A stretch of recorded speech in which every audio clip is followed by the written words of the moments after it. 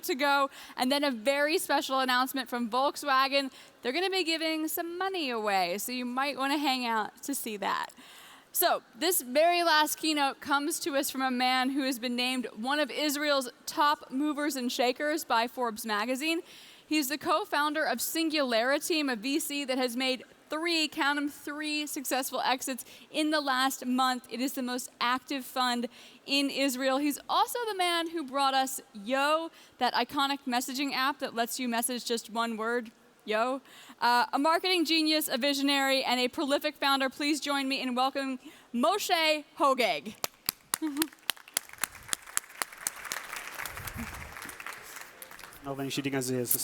Thank you, Sarah. Hey guys, what's up? So, as Sarah mentioned, I'm Moshe. I'm managing the Singulariteam VC in Israel. We're managing $152 million, and we're the most active VC in the last 2 years in Israel. Let me share with you a bit about how I got to manage a VC and what are we doing exactly in Tel Aviv. So, I'm an entrepreneur, and I built few companies in my past, companies like Mobley, marketing experiments like Yo, Invest.com, Sirin, and now we're doing a few other things. But 4 years ago, some of my investors asked me to invest in early stage in Israel, because Israel is a very vivid ecosystem to invest in early stage. And I've seen few interesting things that I thought that they become good opportunities. So a typical seed stage startup in Israel, they will, I think worldwide, not only in Israel, they will typically go to a VC with a good team and an idea and with a business plan. And the VC is going like, okay, where's the product? Show us the product, show us the traction. And if you're not there and you only have the team, basically the word is, the stairs is over there, you can go, roll yourself from the stairs, come back when you have a product. And then every typical startup, what they do is a very simple thing. They go to an angel investor, they will take $100, $200, $300,000, and then they do the following. They go and they print t-shirts with the logo. Okay, so they go, they print the t-shirts, they put the logo, they buy few Apple computers. Dell doesn't work, it needs to be Apple. And then they have like few Apple computers, few engineers, code, doing like that, logo on the door, logo on the t-shirt, and the VC comes back, and guess what? The valuation now is 3 times as what it was before, but now there's a company. They come inside, they see, wow, there's a company, there's logo, and suddenly you increase your chances of raising money tremendously. And even then, a typical VC takes 4 to 6 months to complete a deal. When in an era where companies like Instagram goes from 0 to $1.3 billion in 18 months, 6 months to complete a deal just doesn't cut it. You know, you can lose a lot. So I had this idea. I thought, listen, you know, in the early stages, seed stage or A round, I didn't see a big difference in the risk. But I have seen a lot of difference in the valuation. So, and when I say it, just to explain, if you have a team that is experienced, not necessarily, the average CEO age in my fund, we have close to 40 companies that we invested in, is 37. So it means usually they're more experienced. I like to invest in entrepreneurs that failed in the first time. I'll talk about failure later, but didn't succeed in the first time. If they're smart and they're hardworking, then I find that they will come with a bit of good kind of ego to the next venture. When someone succeeded in the first time, he can come a bit arrogant, and this can jeopardize him. So I say that even if it's early stage technology, unless it's chemistry or very sophisticated kind of technology, today it's kind of commodity. It's the question of the execution, of the flow, stuff like that. But whether they can execute or not, this is a very valuable question that you need to look at. But it's going to happen. So it's either going to take 3 months, 6 months, 1 year, but they're going to get there. So it's more important to look at the team and at the business model. Like, for example, we don't invest in companies that don't have a very, very clear way to monetize. So we probably would lose companies like Snapchat. But I believe that there needs to be an economy behind it. But if you have those, you have strong team, you have a good business plan and good business model, then we don't care about investing in the seed stage. And then we will invest $1-2 million, take a nice cut of the company and help them a lot because they're seed stage. Seed stage, they need a lot of help with the product and with the marketing and stuff like that. So this was the philosophy. The first one was 20 million, and it was very successful. One of the biggest success that we had is actually a company that presents here called StoreDot. It's a company that can charge a battery very fast. For example, they can charge your iPhone from 0 to 100 within 5 minutes. So that's a good example because this company alone more than doubled our first fund. And then we went and raised another fund, which was a bit bigger. It was 130 million. And you know, when we've seen StoreDot, we've seen something interesting. We've done in the last month, we had 3 exits. And when we look at the best companies that we have, we see that it's not necessarily the companies that we thought. Like if you asked me a year ago, I would have said completely different companies. And when we look at the companies that are succeeding, we see that the CEO charisma, there's good things and bad things to say about it, but the charisma of the CEO is a huge factor in the success of the company, which it's a bit annoying for me. Like you can see a CEO that is very smart, hard worker, but he doesn't have the charisma. And sometimes you say, you know what, I don't care, here's a check, you know, you're a super smart guy, and go with it. The problem is that if he cannot raise additional funds in the next rounds, then even if he's a great CEO and the company is good, if he can't attract money and investors, then the company is going nowhere. So, and the other way around, we see that guys that has charisma, they can figure their way out, and even if the company is not doing great, sometimes they can sell it. I can say that one of the 3 exits that we have in the last month was a company that 2 months ago, in the reports of the fund, I wrote it off. I thought it's finished. So for my LPs, I said, this one, just delete it. Write it off the books. And it was just sold a week ago with a nice return. Because the CEO had this thing in him, and when he spoke to an investor, he convinced him to buy the company for a nice price. So I think that I know most of the crowd over here are entrepreneurs. Storytelling is something that you need to take seriously, and not only the technology and the business plan. Now, I want to, where is the time? They told me one of them will be the time. No, okay, let's just keep going. Timing. I think, you know, when we look now at what we invest, we've seen interesting things about timing. So timing, at 2000, when the bubble burst in America, there was many stupid ideas. And I Googled recently the stupidest ideas for a tech startup at 2000. Google it, you try, and you'll see things like booking hotel online, things like buying clothes online, things like that. So the main thing that I've seen is that the ideas, they were right. All of those ideas are working great today. The problem was the timing. So people that invested, for example, in augmented reality 20 years ago or 10 years ago, they lost, for sure. I'm not sure that the people that are investing now will win, but now is a much more suitable time to invest in those segments. And timing is crucial. The next 3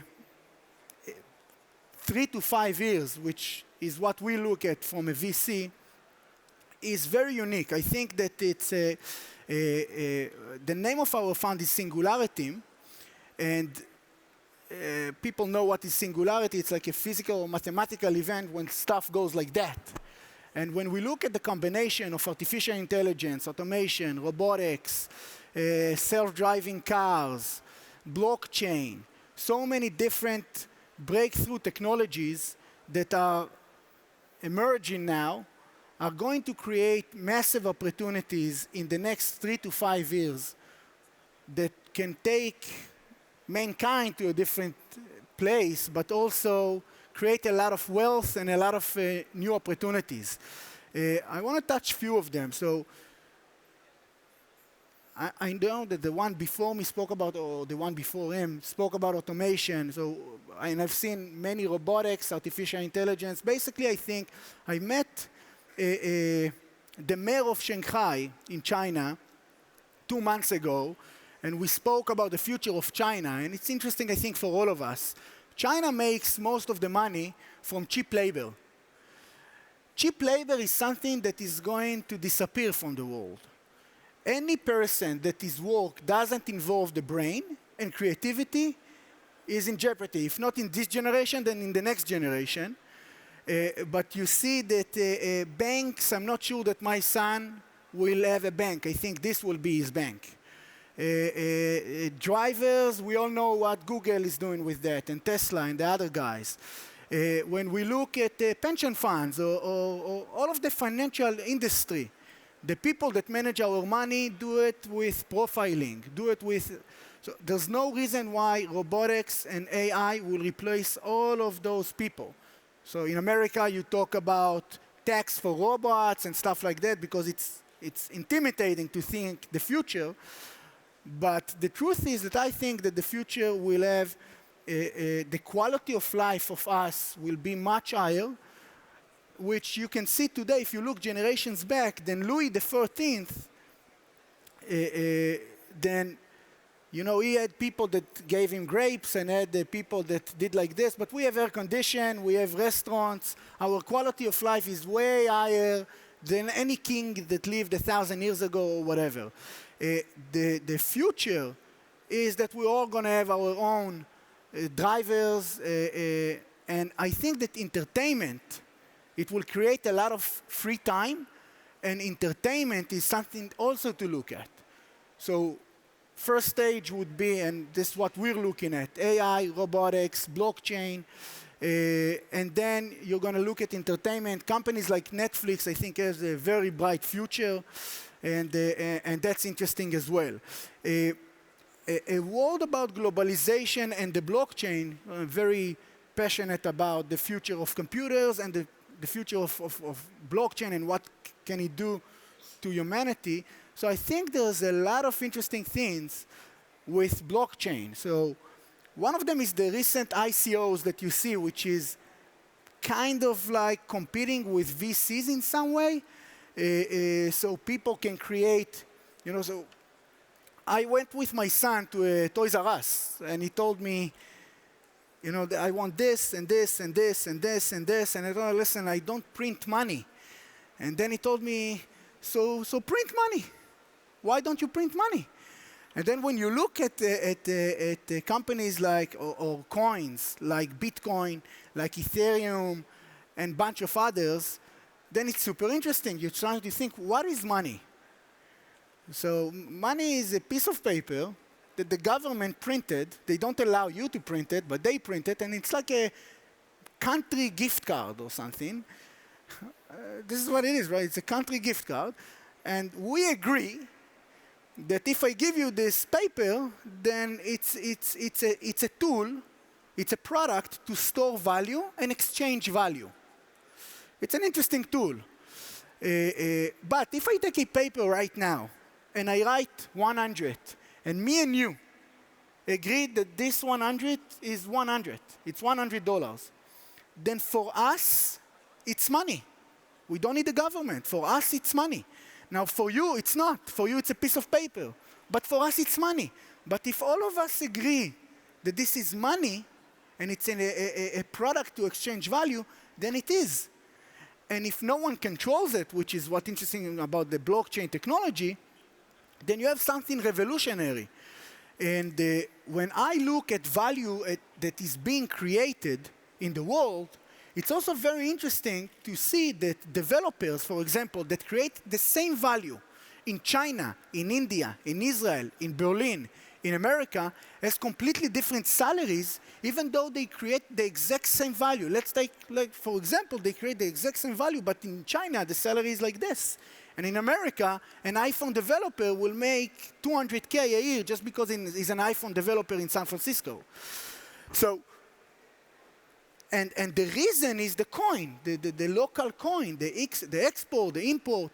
I think blockchain and Bitcoin and I'm not sure Bitcoin will be the winner, but I do think that a digital currency will become very big and will create globalization and create a lot of wealth and opportunities, and a lot of opportunities to create super interesting technologies.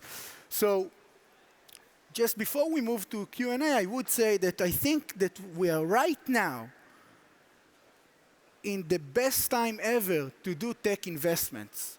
I think that we're right now in something that like the 90s for the internet. This is what I think. This is the time to raise money, to build companies, to go to the territories that I spoke about before, AI, robotics, automation, blockchain, those kind, and then entertainment will follow later.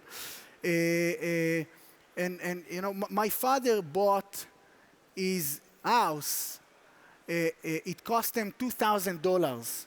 And I was shocked. I told him, Daddy, why didn't you bought 10 houses? It's only 20,000. We've been so rich right now. He said, listen, for me, 2,000, 30 years ago, it was a lot of money, but those were the prices then. This generation is right now, and the smart thing is to see it coming. We have right now huge opportunities to create companies and to make a lot of wealth, new wealth, by investing in those territories that are going to collapse and boom in the next few years. That's my take on where tech should go, or where it's going right now, and where we should invest our time and money. Let's do some few questions and wrap it up. Who has a question? Hey, yeah.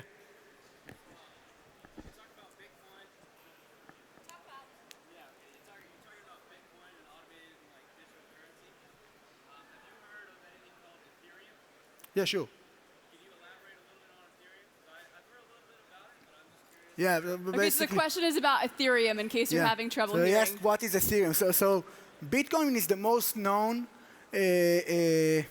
digital currency. And I think that the guy, whoever Satoshi was that created it, was a genius, but he didn't thought it through. And Ethereum was created by a guy named Vitalik. Ethereum, it's not only a product to store and exchange value, it's also a platform to create smart contracts over the blockchain. So you can say, basically think of it of, if this, then that.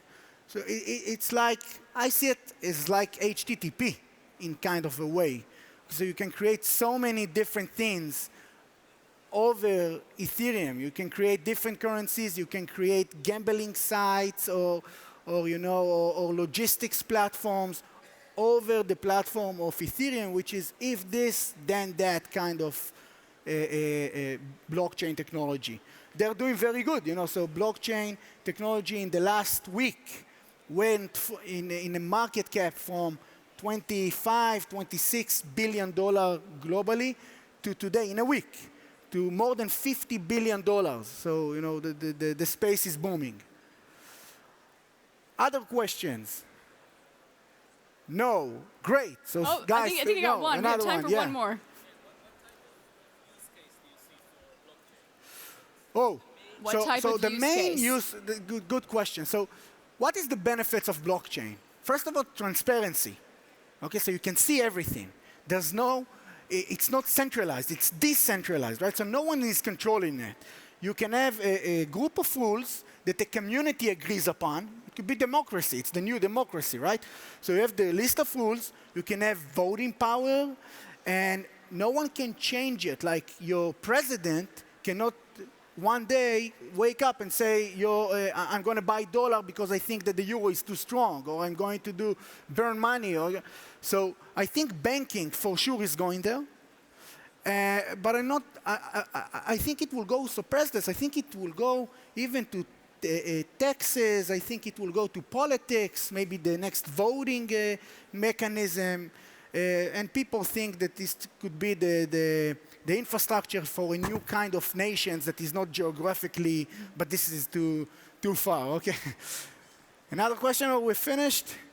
Can I make a suggestion? Yeah. How about you take the questions at the networking event that we're having after in the foyer? Because I see it in some eyes. There are Great. questions, but I want to keep us on time. So join us at the networking event, grab a drink, and you can ask Moshe all your questions. Cool. I didn't manage to talk about failures. I'll talk about it next time. Thank you very much, guys. Thank you, Moshe Hogeg.